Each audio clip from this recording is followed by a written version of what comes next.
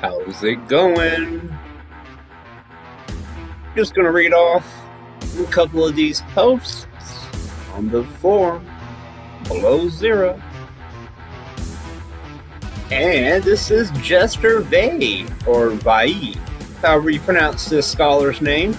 Excited for next. Disappointed with this. Sure, there's one more update before full release, but there's no way it'll add enough content to make up for the disappointment. Below Zero is 80% direct copy, 15% reskin copy, 5% new stuff.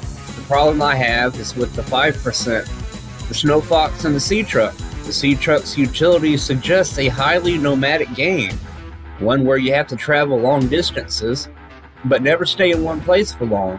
Why else build a caterpillar-like mobile base that can grow, providing storage, fabrication, and transport for the prawn? Likewise, the Snow Fox suggests long-distance land-based travel where you definitely do not want to go on foot. Very exciting ideas. Except Below Zero do not use them in any meaningful way. There's no reason for a highly mobile base, nor is there a reason for a land vehicle. The story in Below Zero hints at the future as well, and it sounds pretty awesome. I won't spoil it here. In the end, though, I'm left with the conclusion that Below Zero was a low-effort fun sponge for Unknown Worlds, raising money to build their next game and test some new equipment they plan to make heavy use of in that next game or games. I was ready to invest in Below Zero, just as I did with Subnautica. However, it feels like I invested in the next game, which I'm sure will also go into early access and fund itself, just as Subnautica did. Something about that doesn't sit well with me. Shadow replies, I'm not really disappointed in the game, possibly because I knew from a long time ago it was originally a DLC, then grew into a standalone game, and don't feel the price or contents are unreasonable for that. I agree on the Sea Truck though. I haven't gotten that far in the game yet, but don't see myself using the modular nature of it much, as I'd much rather build lots of little outposts for storage and such. Was never much of a fan of the Cyclops either, so mostly just missed the Seamoth, which is basically what I'm using the truck as. But for a game with multiple different locations, separated by big stretches of open ocean where you'd expect to finish up one area, then move on to the next, it can be very interesting. Could always have gates as a means of going back for small but important things. Also note that Unknown Worlds have said their next game won't be a Subnautica game. And the brown-nosed gravedigger replies, and this is a disingenuous and dishonest post. I'm not going to repeat any of it. You can pause that and check it out, and there is no source for those numbers. They came out of his ass, and he can keep those numbers there.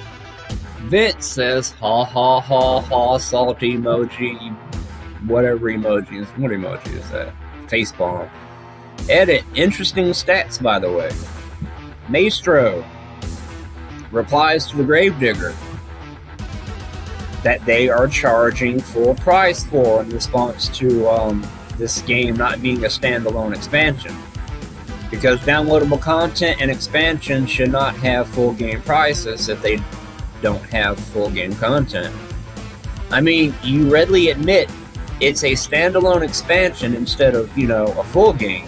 They are charging full game price for Below Zero, and in fact, they raised the prices even before Below Zero came out of early access. They are trying to tell us that the amount of content in Below Zero equals that of Subnautica 1 because, they want the same price. Now, if Below Zero were like $15 or even $20, I could hand wave it. Sure, it's using the same engine and a bunch of recycled content, but Subnautica is $30 and Below Zero is $30. I mean, I can throw out some facts too.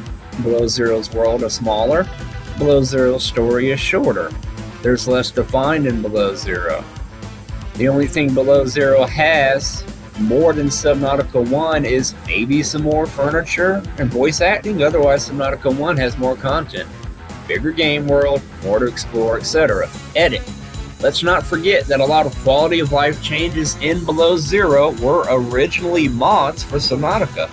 Not saying they ripped off said mods or stole them, they surely had permission, but still, that's content that modders came up with that they decided to add into the base game.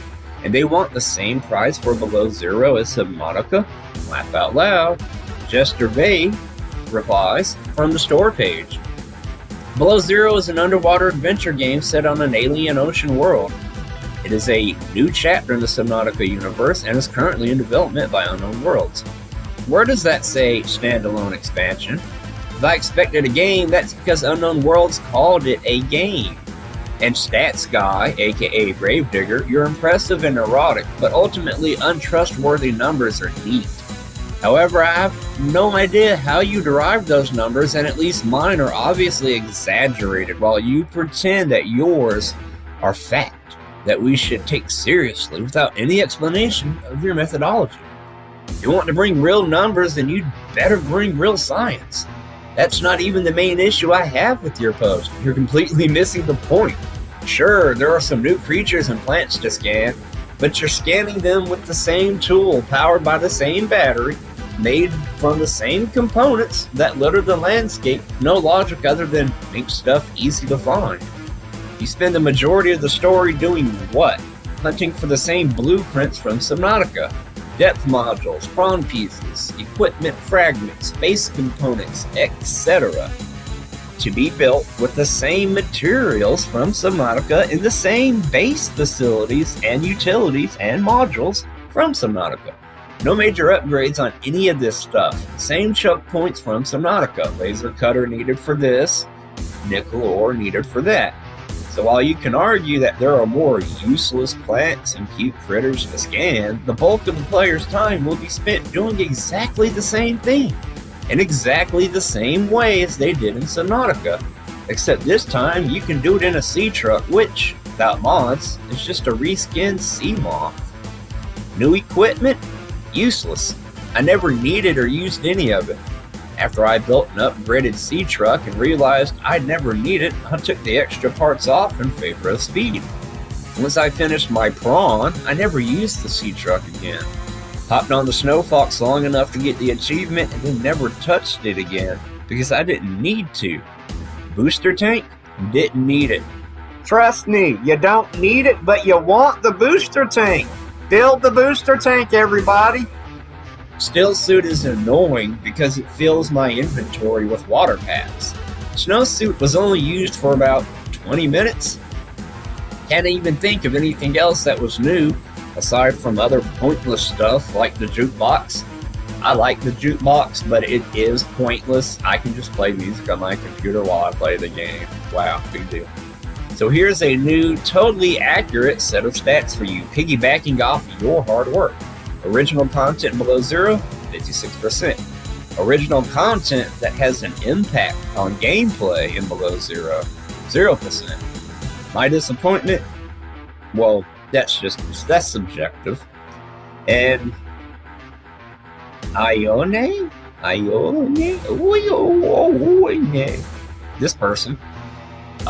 So we are looking at the move to more gameplay mechanics.